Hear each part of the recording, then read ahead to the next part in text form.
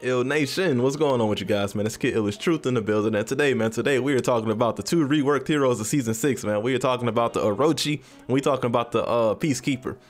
So, man, I thought it'd be 3. A lot of people thought it'd be 3 maybe, but it's only 2. So, I felt Valk should have got it in Season 6, but nonetheless, it didn't happen. Hopefully Season 7 for the Valks, but let's go ahead and get into it. So with PK, first thing first, nothing has slowed down. In the sense of her attacks, her zone is still 400 milliseconds. The lights is still 500 milliseconds, and the second lightning chain is still 400 milliseconds. Nothing has really slowed down on the hero, but the damage has received a pretty substantial nerf. So you got the zone attack now doing 15 instead of 20. You have the heavy attack now doing 20 instead of the standard 33 that it was doing. So what that means is you need that bleed to get that good damage. You're gonna need that bleed to get that heavy attack to 30. You're gonna need those bleeds to you're gonna have to really utilize those bleeds that the character has in order to get some good damage in. Because right now that nerf is going to hit her pretty hard. So I would definitely suggest that you practice tapping that R1 when you land your heavies, because you're going to need that shit. And then now, speaking of heavies, she's going to have more incentive to actually use a heavy. So now she's going to be able to soft cancel her heavy attacks into guard breaks from any heavy. It used to be just the first one in the chain. Now it's going to be from the second one, or she just throws out a random one. So that's going to be pretty good for the hero. She's going to be able to soft cancel them into the bleed attack, in which now the bleed attack actually comes from the top stance now. So now if you throw a heavy from the right or left and you try to soft feint it into a bleed, it's automatically come from the top. Think of it similar to Raider's stunning tap. Pretty much the same, have the same type of standard procedure where it's going to come from the top at any point. And that's going to be good to keep the pressure on the opponent. And it's going to be hard. I won't say hard to parry, but it's definitely going to lessen the parry attempts of a good opponent. They're just not going to try to parry you if you consistently like trying to go into a guard break, or you're consistently going into a bleed. People aren't going to try to parry that shit because they don't want to get caught up in the mix-up. So it makes her a safer character, and that's good for her because it incentivizes the Peacekeepers to do something other than light spam and zone spam. And with the less damage on both of those, they're going to be incentivized to try to use their heavies because they're not going to do as much damage with their damn zone attack. So I think overall this was a well-needed adjustment to Peacekeeper. As I said in the previous videos, I got a couple of them. Shit, I openly state Peacekeeper was overpowered for the wrong reasons, and pretty much just followed essentially what I had ideas for Peacekeeper.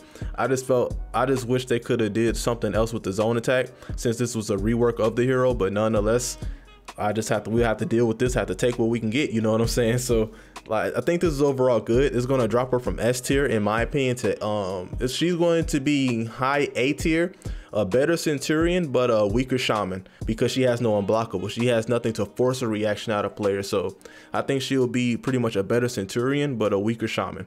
So now moving forward with the Orochi.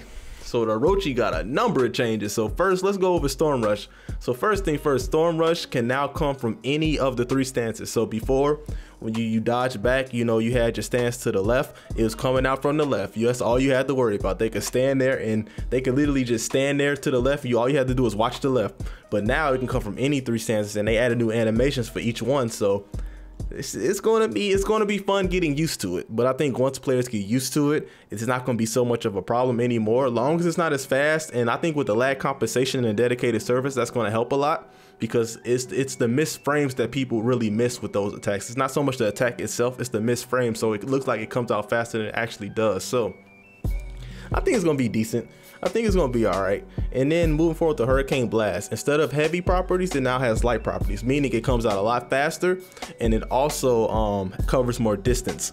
So it's going to cover a lot of distance. It's undodgeable. You won't be able to dodge it. You also won't be able to dodge Storm Rush.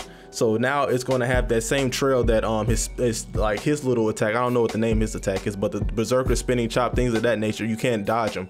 Like Warlord's heavy outside of his out of his full block. It's something similar to that, where you can't dodge it. But I think those 2 changes alone will make him give him a decent opener, especially that Hurricane Blast, because that Hurricane Blast now goes with his new and improved chains. So now with his chains, I don't know the exact damage on Orochi change, to be honest.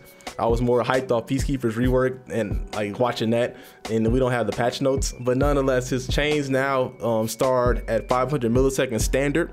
So now on any 3 stands, his light chains are now 500 milliseconds, meaning his side lights are now a little bit faster, and moving for his second chain in the light, it's going to be 400. So now similar to Berserker, and well, similar to Peacekeeper, I should say, you're going to have now those speed attacks, those really speedy attacks, and they added a couple new chains to the Orochi. They added a light heavy chain, and they added a heavy light chain, so that's going to allow him to keep mixing it up. And then also they've added the ability to, after he uses heavy finisher, to go right into a storm rush or a hurricane blast to continue the onslaught. Of course, you're going to need the stamina to continue these things, but you're going to be able to continue to apply pressure with the Orochi.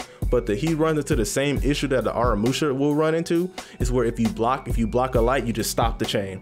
And he doesn't have an unblockable to really forefront this, to force opponents to react. And that's really, and it's unfortunate at this point in For Honor, but I definitely see why Berserker's rework was so potent and why people really dislike him, because like he has that unblockable that just forces reactions. That's why so many characters are just so good at this game, because they just have the unblockables that you need to force them to do something. And neither of these reworks have received it, so it's going to be fun to watch.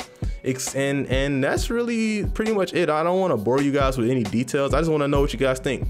What do you think about the reworks? Are you team Peacekeeper? Are you team fuck Peacekeeper? Are you team Orochi, team fuck Orochi, team fuck Assassins, team Assassins? Let me know in the comment section down below how you feel about these reworks, man. And expect a more detailed overview of these 2 reworks as we get our hands on it. I can have a sit down. I just wanted to bring you guys this information because I know you guys fuck with it. So make sure to drop a like if you enjoyed the video. If you're new to the channel, make sure to subscribe. I don't know, for some reason I'm running out of breath right now. I guess I've been talking for a little while. I need to go ahead and get back to my running shit. But once again, my name is Illich Truth, and if you guys enjoyed the video, man, make sure to subscribe, join the family, and we'll catch you guys in the next video, man. Peace to the world, peace to the earth. We are out, man. That's a wrap. Thank you guys so much for watching. Peace.